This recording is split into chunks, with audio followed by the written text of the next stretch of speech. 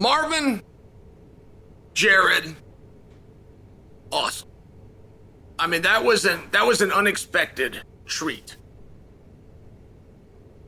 Had that been, just for perspective for you, had that been, let's say, a co-main event of a pay-per-view, so we're in a big arena, we got 15,000 live there, they're cheering and they're so on and so forth, I believe that fight might be recognized as the greatest fight of all time. And I know we have short memories on that, so that could be debated. But even if you're in the debate or the discussion for possibly having the greatest fight of all time, like, we understand how good that is. And I don't think that you guys would disagree with me. Many people are calling it the best fight of the year. Many people are calling it the best fight that they've ever seen. I'm sharing with you, if the environment was different, I think you'd be looked at even more fondly. I'm just attempting to compliment the action by both of these guys. Now, going into the fight. And I had this feel on a very large level. As I'm sitting in front of my television, I got the worldwide leader of ESPN on, and we come to the main event of the fastest growing sport of the last century. But what's on it? Like, all the pieces are there, what's on it? And you as the athlete have a very big hand in making that decision. So, there's two Marvins. There's really great Marvin that you saw last night. Great Marvin I used to be in the same room with, training, hungry guy, interested in the sport, lots of courage, willing to do it. And then you have Angry Marvin. But they're two different guys. They're both going to be a tough night out, but they're two different guys. Angry Marvin did not show up last night. Now, I want you to know why, okay? Because it's a bit of a secret weapon by Cannonier. Cannonier doesn't get upset with anybody. Cannonier doesn't pick on you. He doesn't call you names of any fashion. He doesn't do what they call trash talk. He doesn't tweet something out. He doesn't slide something in somewhere along. He doesn't do any of those things. For the most part, he doesn't do anything at all. They've actually thrown to Cannonier for a cameo shot. Some fight's going on. He's in the front row. They throw to him. Crowd cheers and Cannonier sits there expressionless. Well, over time, you start to see some of the byproducts. Israel Adesanya gave Cannonier a title fight, but not because he pissed him off like everybody else that Adesanya ever fought. Cannonier was so nice to him, Izzy said, man, I want to do this guy a favor. And then last night, Marvin Vettori got in the ring. But had it been anybody else, you would have seen angry Marvin. So I'm just sharing with you, like, there's something to this. There could be a little bit of a method to the madness of Jared Cannonier's approach and his constant ability to make this a sporting event as opposed to a cage fight.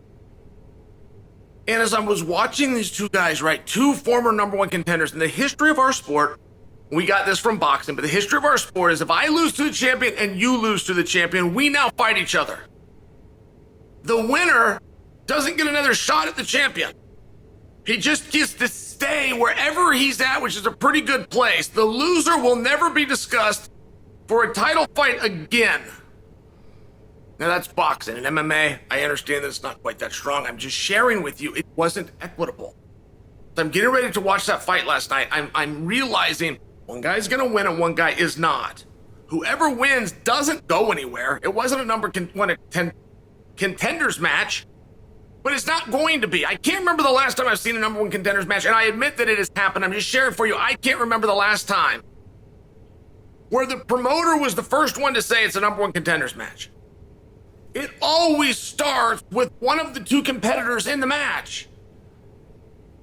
It might then go to the fans, followed by the media, or the media followed by the fans, and the promoter is generally the last one to the table with the statement. So it's just a situation where it's very important, whatever you want on this fight, and wherever you want it to go, you've got to test those waters first. Calling it a number one contenders match doesn't make it so. But if you don't call it a number one contenders match, it never will become that.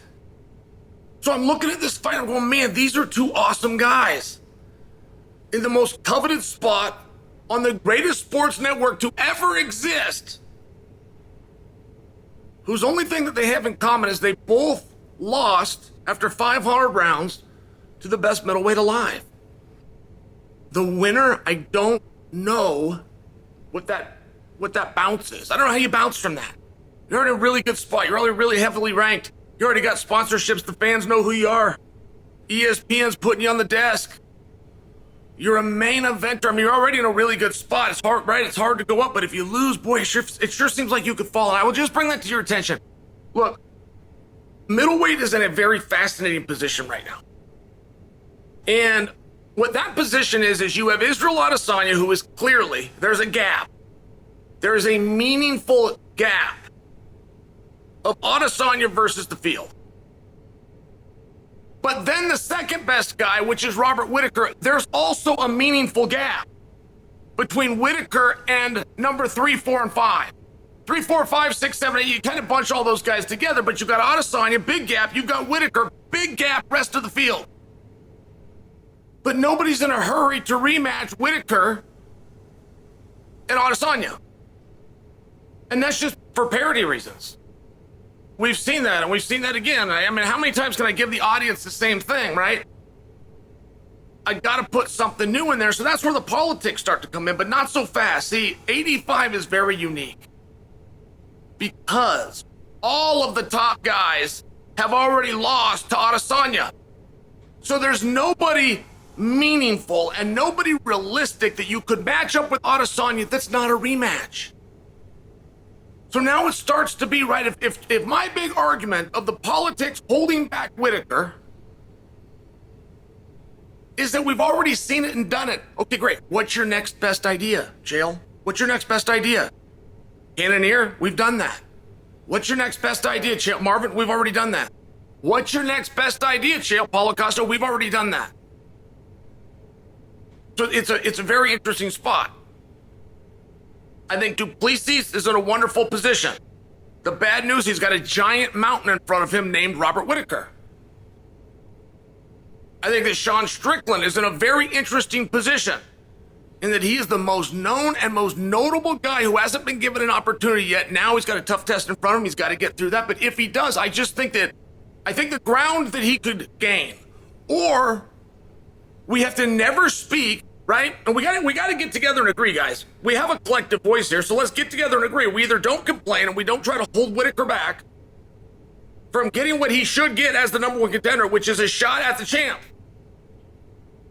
We can no longer continue to hold him back with the argument of you've already had a chance, when the next guy in line, the guy after that, and the two after him have also had that same chance.